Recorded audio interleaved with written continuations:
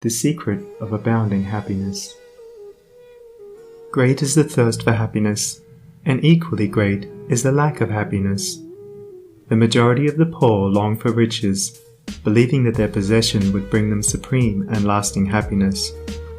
Many who are rich, having gratified every desire and whim, suffer from ennui and repletion, and are farther from the possession of happiness even than the very poor. If we reflect upon this state of things, it will ultimately lead us to a knowledge of the all-important truth that happiness is not derived from mere outward possessions, nor misery from the lack of them.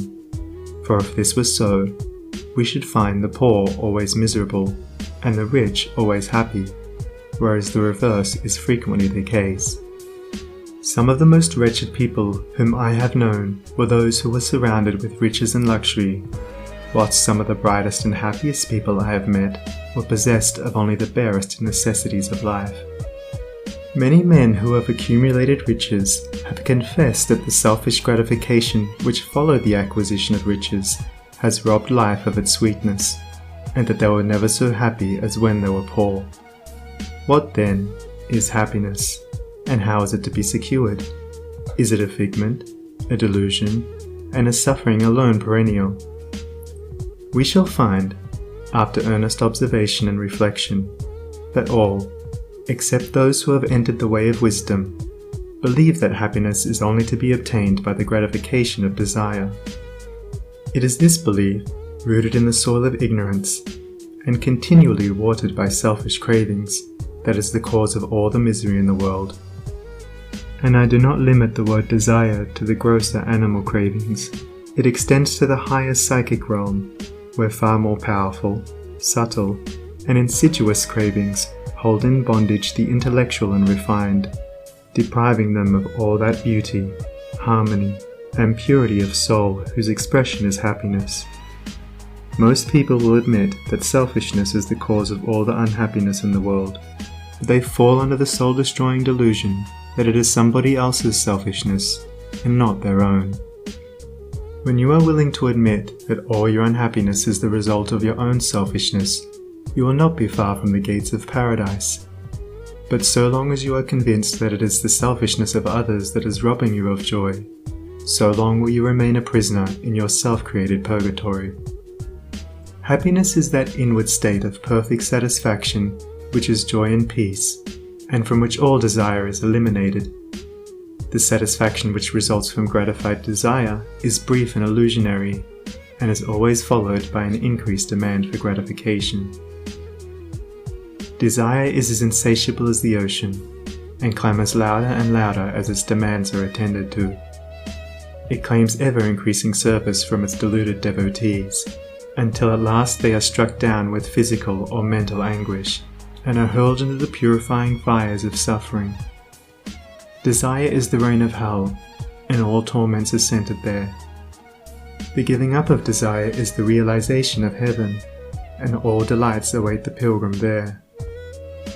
I sent my soul through the invisible, some letter of that afterlife to spell, and by my soul returned to me, and whispered, I myself am heaven and hell. Heaven and hell are inward states. Sink into self and all its gratifications, and you sink into hell. Rise above self into that state of consciousness which is the utter denial and forgetfulness of self, and you enter heaven. Self is blind, without judgment, not possessed of true knowledge, and always leads to suffering. Correct perception, unbiased judgment, and true knowledge belong only to the divine state, and only insofar as you realize this divine consciousness can you know what real happiness is. So long as you persist in selfishly seeking for your own personal happiness, so long will happiness elude you, and you will be sowing the seeds of wretchedness. Insofar as you succeed in losing yourself in the service of others, in that measure will happiness come to you, and you will reap a harvest of bliss. It is in loving, not in being loved, the heart is blessed. It is in giving, not in seeking gifts, we find our quest. Whatever be thy longing or thy need, that do thou give, so shall thy soul be fed, and thou indeed shalt truly live. Cling to self and you cling to sorrow. Relinquish self and you enter into peace. To seek selfishly is not only to lose happiness, but even that which we believe to be the source of happiness. See how the glutton is continually looking about for a new delicacy wherewith to stimulate his deadened appetite, and how bloated, burdened, and diseased, scarcely any food at last is eaten with pleasure. Whereas, he who has mastered his appetite, and not only does not seek, but never thinks of gustatory pleasure, finds delight in the most frugal meal. The angel form of happiness, which men, looking through the eyes of self, imagine they see in gratified desire, when clasped is always found to be the skeleton of misery. Truly, he that seeketh his life shall lose it, and he that loseth his life shall find it. Abiding happiness will come to you when, ceasing to selfishly cling, you are willing to give up.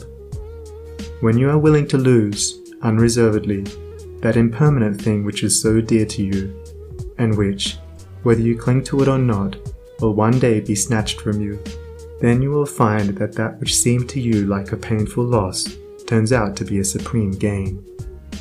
To give up in order to gain, than this there is no greater delusion, nor no more prolific source of misery.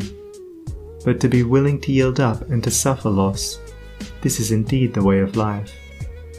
How is it possible to find real happiness by centering ourselves in those things which, by their very nature, must pass away? Abiding in real happiness can only be found by centering ourselves in that which is permanent. Rise, therefore, above the clinging to and craving for impermanent things, and you will then enter into a consciousness of the eternal. And as, rising above self, and by growing more and more into the spirit of purity, self-sacrifice, and universal love, you become centered in that consciousness, you will realize that happiness which has no reaction, and which can never be taken from you. The heart that has reached utter self-forgetfulness in its love for others has not only become possessed of the highest happiness, but has entered into immortality, for it has realized the divine. Look back upon your life, and you will find that the moments of supremest happiness were those in which you uttered some word or performed some act of compassion or self-denying love. Spiritually, happiness and harmony are synonymous. Harmony is one phase of the great law, whose spiritual expression is love. All selfishness is discord, and to be selfish is to be out of harmony with the divine order.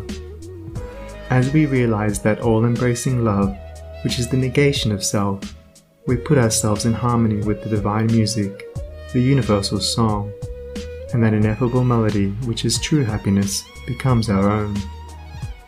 Men and women are rushing hither and thither in the blind search for happiness, and cannot find it, nor ever will until they recognize that happiness is already within them and round about them, filling the universe, and that they, in their selfish searching, are shutting themselves out from it. I followed happiness to make her mine, past towering oak and swinging ivy vine. She fled, I chased, o'er slanting hill and dale, o'er fields and meadows in the purpling vale. Pursuing rapidly o'er dashing stream, I scaled the dizzy cliffs where eagles scream. I traversed swiftly every land and end, but always happiness eluded me. Exhausted, fainting, I pursued no more, but sank to rest upon a barren shore. One came and asked for food, and one for alms. I placed the bread and gold in bony palms. One came for sympathy, and one for rest. I shared with every needy one my best. When lo, sweet happiness, with form divine, stood by me, whispering softly, I am thine. These beautiful lines of Burleigh's express the secret of all abounding happiness. Sacrifice the personal and transient, and you rise at once into the impersonal and permanent. Give up that narrow, cramped self that seeks to render all things subservient to its own petty interests, and you will enter into the company of the angels, into the very heart and essence of universal love. Forget yourself entirely in the sorrows of others and in administering to others, and divine happiness will emancipate you from all sorrow and suffering. Taking the first step with a good thought, the second with a good word, and the third with a good deed, I entered paradise. And you also may enter into paradise by pursuing the same course. It is not beyond, it is here. It is realized only by the unselfish. It is known in its fullness only to the pure in heart. If you have not realized this unbounded happiness, you may begin to actualize it by ever holding before you the lofty ideal of unselfish love and aspiring towards it. Aspirational prayer is desire turned upward. It is the soul turning toward its divine source, where alone permanent satisfaction can be found. By aspiration, the destructive forces of desire are transmuted into divine and all-preserving energy. To aspire is to make an effort to shake off the trammels of desire. It is the prodigal made wise by loneliness and suffering, returning to his Father's mansion. As you rise above the sordid self, as you break, one after another, the chains that bind you, you'll realize the joy of giving, as distinguished from the misery of grasping. Giving of your substance, giving of your intellect, giving of the love and light that is growing within you. You will then understand that it is indeed more blessed to give than to receive, but the giving must be of the heart without any taint of self, without desire for reward. The gift of pure love is always attended with bliss. If, after you have given, you are wounded because you are not thanked or flattered, or your name put in the paper, know then that your gift was prompted by vanity and not by love, and you were merely giving in order to get, were not really giving, but grasping. Lose yourself in the welfare of others. Forget yourself in all that you do. This is the secret of abounding happiness. Ever be on the watch to guard against selfishness, and learn faithfully the divine lessons of inward sacrifice. So shall you climb the highest heights of happiness, and shall remain in the never-clouded sunshine of eternal joy, clothed in the shining garment of immortality. Are you searching for the happiness that does not fade away? Are you looking for the joy that lives and leaves no grievous day? Are you panting for the waterbrooks of love and life and peace?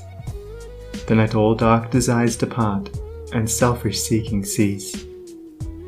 Are you lingering in the paths of pain, grief-haunted, stricken sore?